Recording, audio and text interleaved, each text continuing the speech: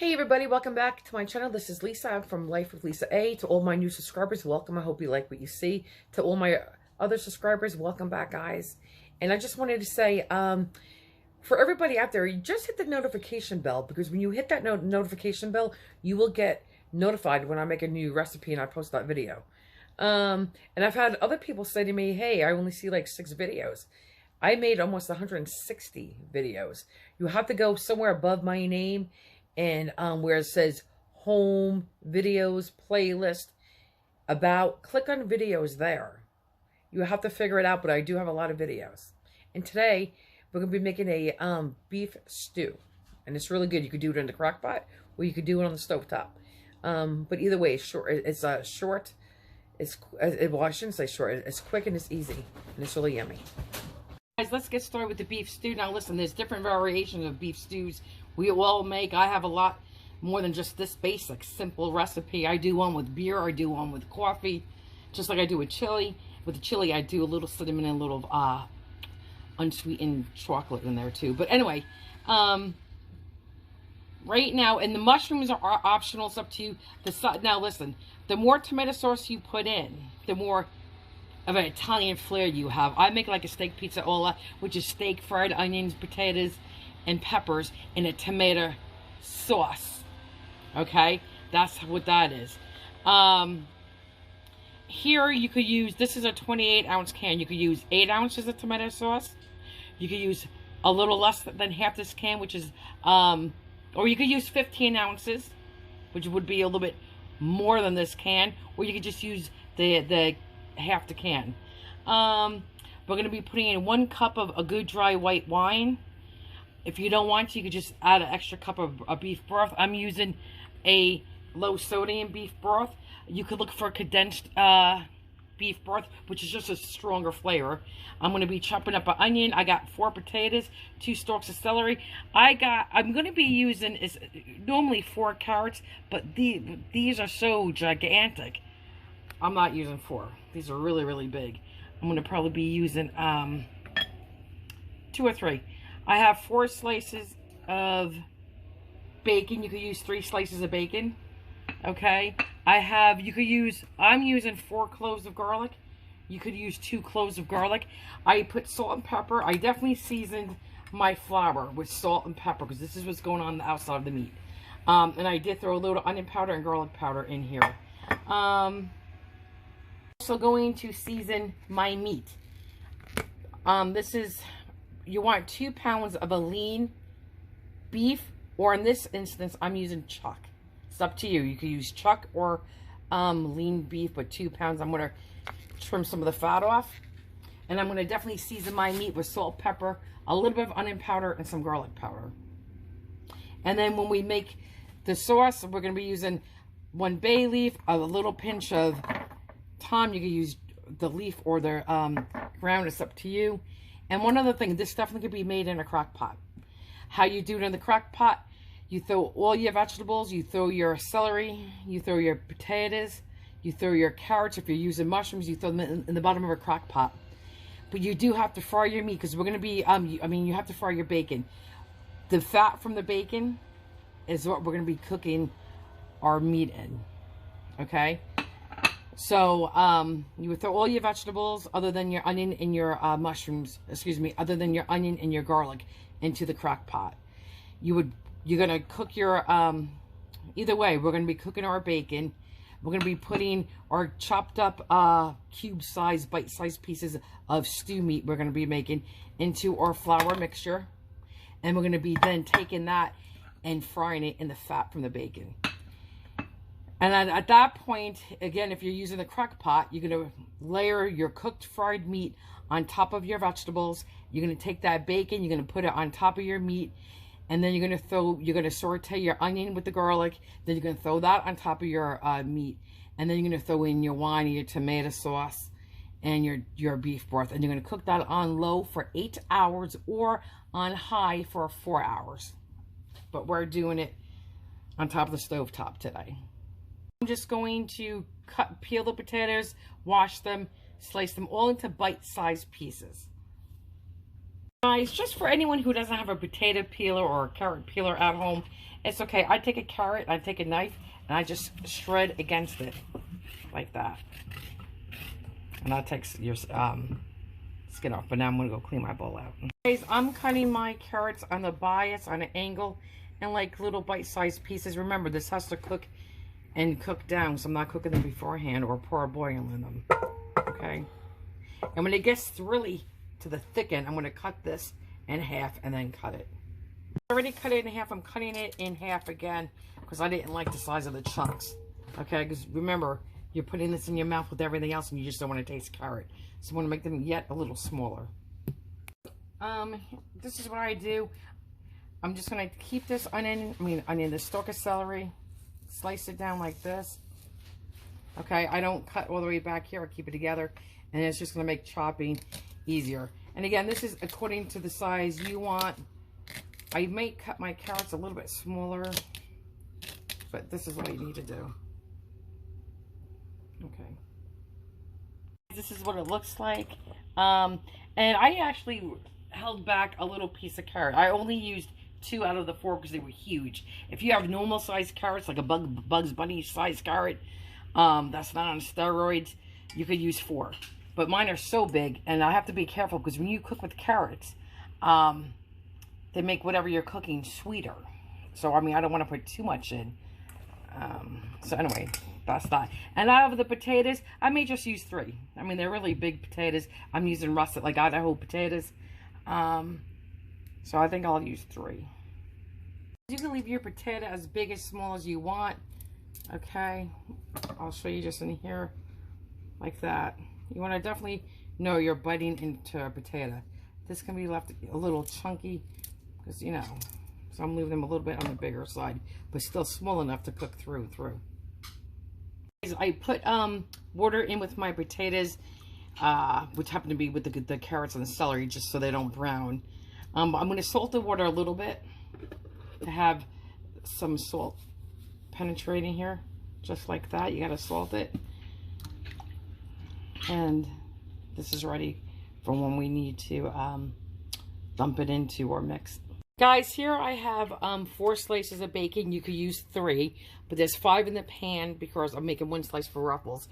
Once this is all cooked, I'm going to take our seasoned floured meat. The flour was seasoned and the meat was seasoned. I'm going to fry that meat in the bacon fat. Guys, the bacon's cooked now. If you want, you could add a little bit more oil to your pan. Here's the bacon. This is the grease we were left with, which isn't a whole lot, but I may add a little bit of oil when we get going. When I cook, I make a nice prosciutto bread, and when I do, I'll cook in pork fat, and it's really delicious. And so will this be.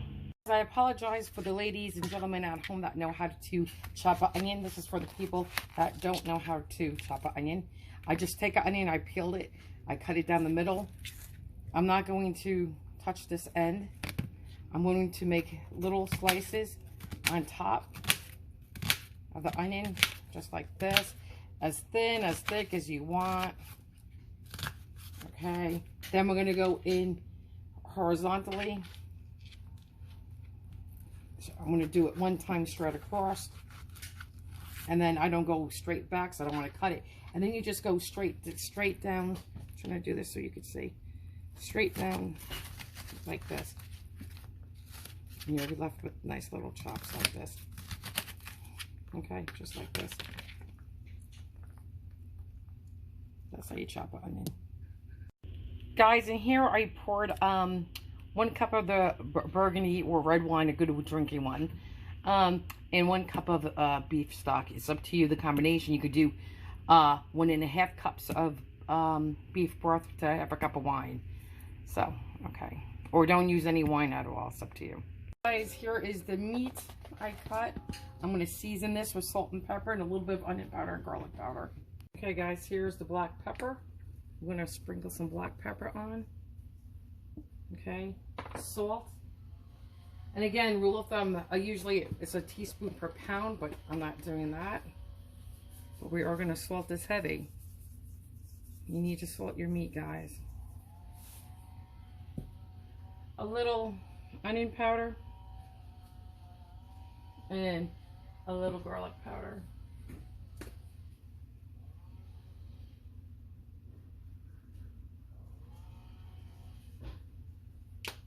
Just like that. Guys, I'm going to mix this with my hand. Okay, make sure all the pieces have it. And now I'm going to add the flour mixture. We did that season with salt, pepper, onion powder, garlic powder. And just dump it in here.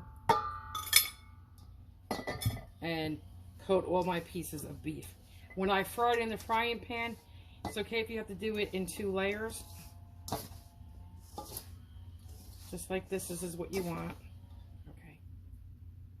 So you know, this is half a cup of flour, okay? Half a cup of flour that I used. Guys, when we do this, you want it to sizzle. I mean, you really want... No, it's not ready. You definitely want to brown all sides of your meat. Guys, then we're going to throw the meat in. I'm going to just give a little shake of the extra flour off. I'm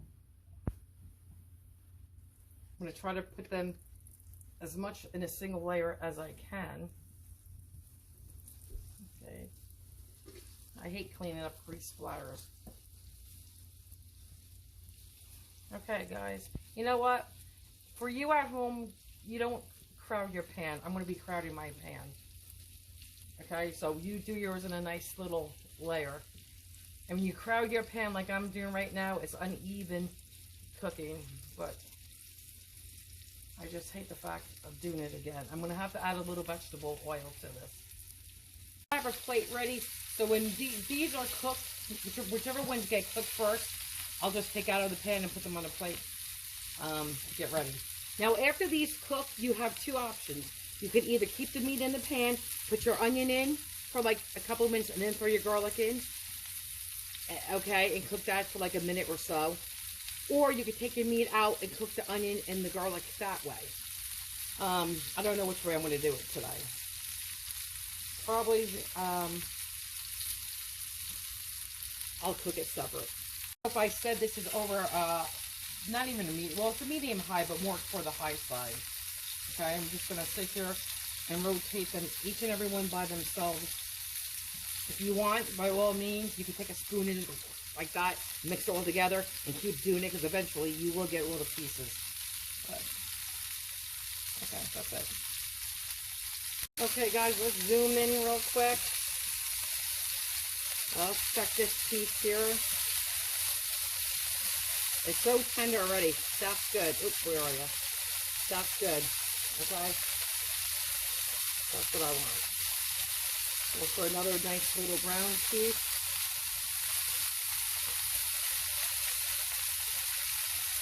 I think you get the hang. One more? I'll show you one more. Okay, good.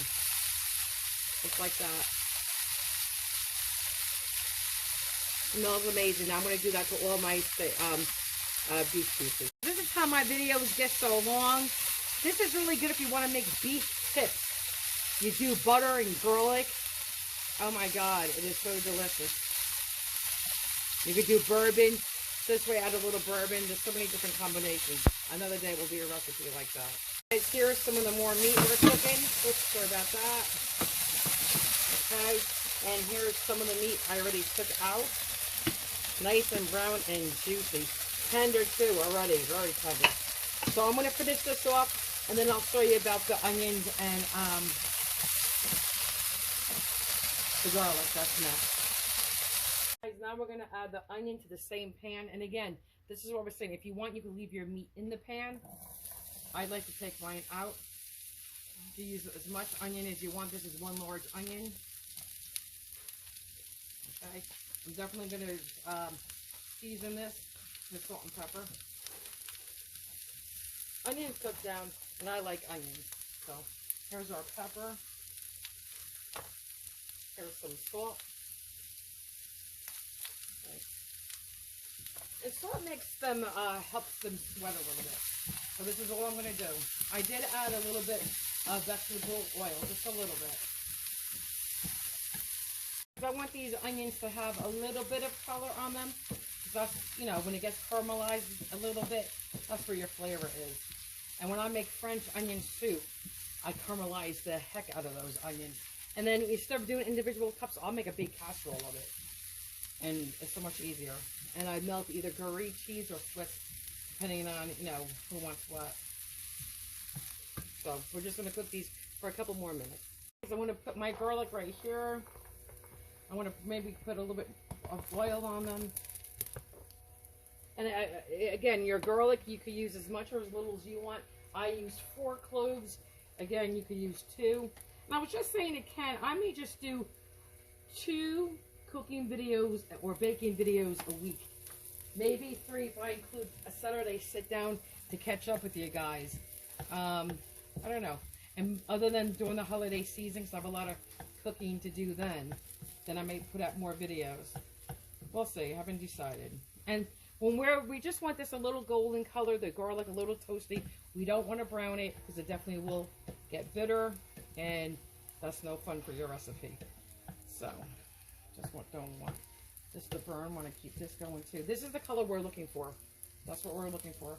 Okay, I'm going to mix this all together, and now I'm going to add everything into a bigger pot, and I'll be right back. Just so you guys know, I cooked this for about 60 seconds. All together, mixed together. I'm taking it off now. Okay, guys, next we're going to put back our delicious, yummy meat. Ah, yum. Right into the same pan. I'm going to get all those juices off this pan. Off the plate, that is. Okay, guys, next we're going to add the wine with the beef stock. Okay. Next, I'm going to add my pinch of thyme, like that, just a little bit. Okay. I'm going to use 1 bay leaf, well, it depends on the size, and this should be fresh. I'm going to use 2 because they're small. Okay, and whatever you do, you want to make sure you get the bay leaf out after cooking, because you can choke to death on it because it's very sharp and it does get stuck in your throat. Okay. Now I'm going to just stir this. I'm going to get the other vegetables, including the mushrooms. If you don't want mushrooms, leave the mushrooms out. You could use 8 to 10, 12 mushrooms. I got a package that was already sliced, so I'm going to probably use half of it. Then I'm going to add the tomatoes. I don't have my scissors right now, but what you would do is you would take your bacon, you're going to break it into small little pieces and add it to the same pot. Okay? Like this. Okay, I don't know if you can see that or not. Like that size. Okay, so I'm going to do that. Just going to crumble it all in here, and I'll be back. Now we're going to add the tomato sauce, and it's up to you. 8 ounces, 15 ounces, or 28 ounces. I'm going to be using half right now of a 28 ounce can. Okay, we're going to stir it. We'll see how I like this. I think I'm going to stop there at half the can. I'm going to give it a taste. I'm going to see if I need to season this. And this cooks now an hour and a half like this. Then you add your carrots and your celery and your potatoes and your mushrooms for the last half hour. However, I'm not going to do that because this takes like 2 hours, maybe a little bit more, depending on your meat, how thick it is, and your vegetables, how thick you cut them, how soft you want them. Since I like mine soft, I'm going to, once this cooks for about an hour, 15 minutes, for the last 45 minutes to an hour, I'm going to put my vegetables in. And I'm going to lower this to a low medium. Okay, I'm going to cook this on low. Well, I'm going to cook this slow with the lid on. Okay, I'm going to just keep getting up and stirring it, but I'm going to taste this now and see if I want to add more tomato gravy with sauce. Now, guys, I'm not going to add any more seasoning to this. I'm going to let the flavors all marry together and cook it once it starts cooking. Okay, and what I'm going to add to it. And again, the tomato sauce, the amount you put in is up to you. You could do 8 ounces too. But I didn't use tomato paste. Tomato paste is a lot stronger, a lot more concentrated, and that's where you get a lot of your tomato flavor from. And I just want to say, by all means, if you don't want to add any tomato sauce to this, do not. But I do suggest adding a little tomato paste or a little ketchup. And if you don't want to do that because you really hate tomatoes, then by all means don't. But I would increase your liquid in here because you're going to need to. Even if you add some water to your broth into your wine, but you're going to definitely have to increase your liquid if you don't use tomato sauce. And guys, just so you know, if you're familiar with steak pizzola or you're not, this is very similar to it. You use a steak you cook and a lot more tomato gravy. Okay guys, here we go. We're going to add the carrots, the potatoes, and the celery. And there's another hour left to cook, maybe an hour and 10 minutes left to cook. I will not add the mushrooms until the last half hour. Here we go. I've been storing that. I'll show you what that looks like real quick. Yum. Really good. Smells amazing too, and it tastes always amazing. Okay. There's some water in here too but I drained it, but there was a little leftover water, which is fine.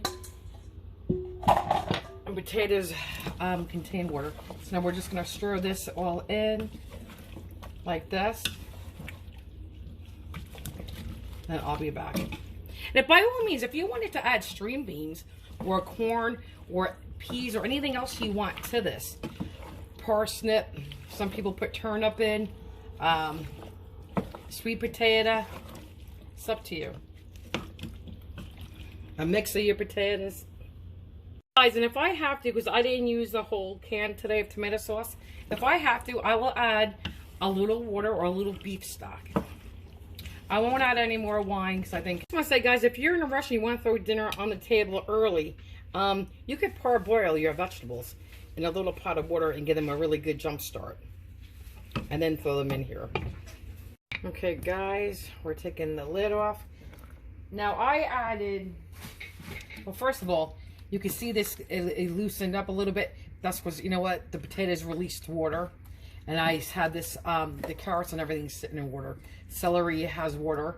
And when I dumped the vegetables in, there was a little water in the bowl. I added about 2 tablespoons to 4 tablespoons, which is a 1/4 cup, of chicken stock, and about a tablespoon to 2 tablespoons more of the tomato sauce. I did do that. I still need these cooked down. But anyway, we have another half hour to go. And I'm going to add some mushrooms. It's up to you how big, how small, how many, or if at all. Okay, I think that's good. I'm just going to give them a stir and put the lid back on. Okay. And again, you don't have to add the mushrooms. And these, and you could use whatever kind of mushroom you want. These are just button mushrooms. Okay. Guys, I already peeked in here. You can see how nice this is. The potatoes are just about done. Now, there's no reason to make this thicker. If you wanted to, you could make a slurry, a little water, a little cornstarch, mix it together in a glass. Then you pour it in here and stir it all around. This will be thickened up as it sits, but it's perfect. Let's try a potato. Let's try this one instead of staying right here. Look. I'm going to actually bite this one. Say another 10 minutes on that potato. But this is delicious, guys. Please make this. Really yummy and hearty. Hearty, hearty, hearty. Okay, guys. Our stew is definitely done. Let me put the lid down. All right. There you go. I'm going to hunt out those 2 pieces of bay leaf. And then I want to plate it up. You know what? A nice glass of red wine and a nice piece of Italian bread. Delicious. It truly smells amazing and it tastes amazing. It's really good. And again, you can customize this to make it your own. Whatever vegetables you want, root vegetables, whatever you want. Guys, here's the dinner. There's the stew, a piece of Italian bread with melted butter, and a little red wine. Seriously, and then I have a dinner date tonight with my husband. So here you go. Yum. Let's zoom in. Everything's perfectly cooked. And this is so scrumptious. Oh, and tender, I wanted to say. I cooked mine for, you're supposed to cook it for 2 hours. And I said you could cook it a little longer depending on the size of your vegetables. Mine cooked 2 hours and 15 or 20 minutes. And that's that. And by all means, like I said, if you're in a shortcut, by all means, parboil your vegetables first, give them a jump start. We're doing it on the crock pot.